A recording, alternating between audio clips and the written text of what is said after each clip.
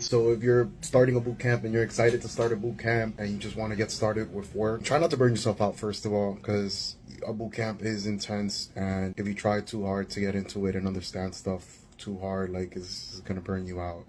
And the last thing you want to do is give up because of burning out. But yeah, one of the best things that you could do is you can go on free code camp. Look at the subjects that you're about to start learning in the boot camp and start looking into them. The most important thing, depending on what boot camp you chose, it might be JavaScript. So, I mean, if you chose like a full stack program for coding, you're probably going to learn JavaScript. So definitely go over HTML, a bit of HTML, a bit of CSS, and then just go in as deep dive with JavaScript, because everything you're going to learn with that code, with the coding bootcamp, is probably going to be built off of JavaScript. You're never going to stop learning JavaScript. Try not to jump around into other coding languages right away, because you're always going to continue learning more off of JavaScript. So go into free code camp, look into JavaScript, try to, understand it a bit. Other free courses or materials that you can look into is CS50. They teach more computer science, which you'll probably be learning that in the coding bootcamp later on. But you can start getting a hold of, it, or the idea of how it works. So let's see, free code camp,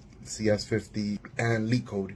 LeetCode, you're going to need for interviews to practice algorithms. It's all right if you don't understand it now, because the bootcamp is probably going to help you get there eventually. But if you want to look at some problems and go on YouTube and see how they're solved, it's all right if you don't understand them. You don't need to understand them. If you do understand a bit, then that's great. You can start trying to do some of those. But yeah, look at LeetCode, look at the easiest problems and see. Some of them might be like create a function that's going to make you add, 2 + 2 or something. Start with those. While you're starting out to code, try to do maybe 1 a week. After that, you 1 a day. And then after that, 2 a day, 3 a day, depending on how, you're getting into that. But yeah, that's definitely going to help with interviews later on in the future. And go on LinkedIn, start posting about your progress. That's what helped me get a job. You never know who's watching. You never know who's just looking at your progress and watching your journey go from 0 to something. Build your LinkedIn. I have my LinkedIn in my bio, so feel free to check it out. Start tailoring your LinkedIn to look similar to the way mine's or other software engineers looks like. But yeah, just do that.